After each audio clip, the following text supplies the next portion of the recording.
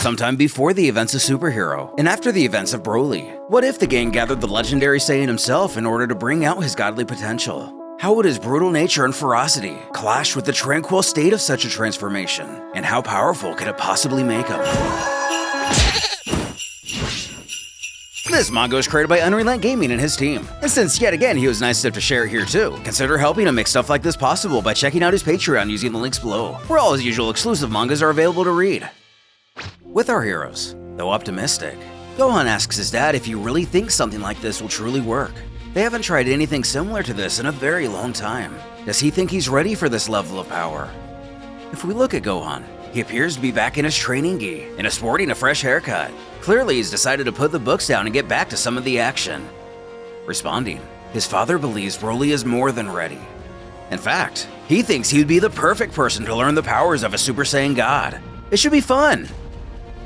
The boys, still vertically challenged, are present for this occasion as well. Maybe after this, they can ask the adults to make them into Super Saiyan gods too. Then they'll fuse and become the strongest warrior out of all of them. They'd be so awesome as God Gotenks. Vegeta feels that after everything they've done to get where they are in terms of strength, Kakarot just wants to hand the Saiyan the powers of a Super Saiyan God. He refuses to do it. And to be fair, he kinda has a point. After all, he managed to achieve the form all on his own. So why not make Broly do the same? His rival counters for him to think about how powerful he would become, and how much he would push the both of them if they all trained together. Think about how much they could grow if Broly was using Super Saiyan God. He could push their current forms to new levels of power. It's a win-win for all of them. Grimacing, the prince questions if he's forgotten what happened before. He pushed them into fusing without the aid of Super Saiyan God. What makes him so sure he won't turn on him again? He's being too reckless with this idea. Goten and Trunks excitedly escort Broly to what we can likely assume is the site of the ritual, all things considered. Off-screen, Goku continues to argue that their wayward Saiyan ally won't go crazy again. He promises. Plus, if Zeno decides to hold another one of those tournaments, at least they'll have Broly to back them up without needing Frieza. Gohan chimes in to defend his father's ideology here. If worst comes to worst, at least they'll know they have someone to back them up in case of emergency. Prompting Goku to plead with his best buddy, swearing he'll never ask for anything from him again, including fusion. Just trust him on this one thing. After this, they can head back to Beerus' world or even go into the time chamber to see how far they can go with him. While he still feels like all of this is a terrible mistake, the prince decides he'll make him a deal. He will allow this under 2 conditions. Happy to hear, Goku beckons what they are. And simple enough. First, Vegeta never wants Kakarot to ask him to do fusion again. He would rather die. The other is when he becomes a Super Saiyan God. He gets to fight him first. And since he wants his rival's blessing on this, Goku figures that's fair enough. This way, everyone's happy.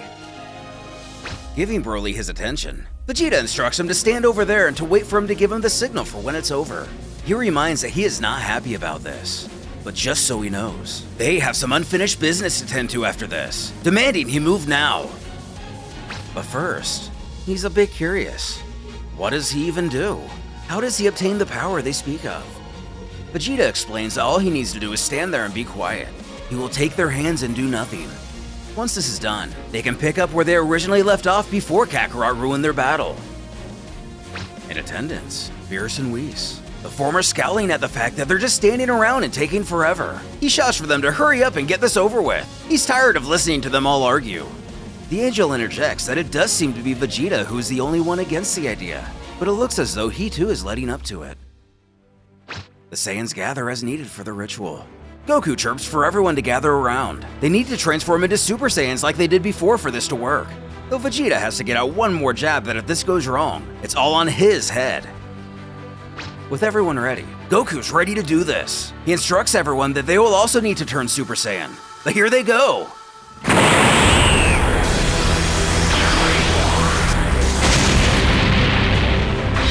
As Broly ascends into the air and is encompassed by a ball of ki, our heroes look on in awe. One of them thinking it worked, but Vegeta, he just appears to be stunned, inquiring his rival if he also feels that power. Now sporting a brilliant shade of red, Goku spouts for everyone to just look at him. He looks incredible. He congratulates Broly on this new adventure for him. What's more, his energy now feels bottomless. His normal key signature has faded, so that means he's officially a Super Saiyan God. Nervous, but just stopped short of generating a bead of sweat. Gohan trembles that he sure does look more terrifying now. This makes him the third Super Saiyan God. He really hopes that Broly stays on their side, but this should be interesting. And his dad can't even begin to wrap his head around this right now. He bets that he's probably much tougher than he was when he fought at full power before, wondering if he can transform to a higher state like he did against Gogeta. Broly himself takes it all in. This power he has, it's different. It's strong, and its pressure is dense. He questions if he's really reached the same level of power as the two of them. If only his father were alive to see this. He won't let him down. He will master this power. When Vegeta abruptly slugs him in the face, he shouts that he better act fast and master this power as quickly as possible then. The behemoth stumbles but remains silent. Goku, however, protests what is he doing? He wasn't even ready. But the prince only argues that he owes him a fight, and now that he's reached this level of power, it's time to use it against him. Nearby, the God and Angel get a minor kick out of this. Beerus actually covering his face in shame, wondering why these three idiots always have to pick a fight with someone. Going Super Saiyan Blue, Vegeta wants to do this now. Super Saiyan God versus his superior. He demands that Broly hold nothing back. If he does, he will die. But today they finish this once and for all. Jumping after him, he scoffs that Broly has gotten stronger since their last battle, so he wants to see what he can do. Easily dodging Vegeta, the prince finds this impressive. One shot and his body is already shaking. This is exactly what he wanted from him. Now he knows what he has to do against him. Spectating, the younger generation wonders if Vegeta's okay. That punch really seemed to do a number on him. Goku says he'll be fine.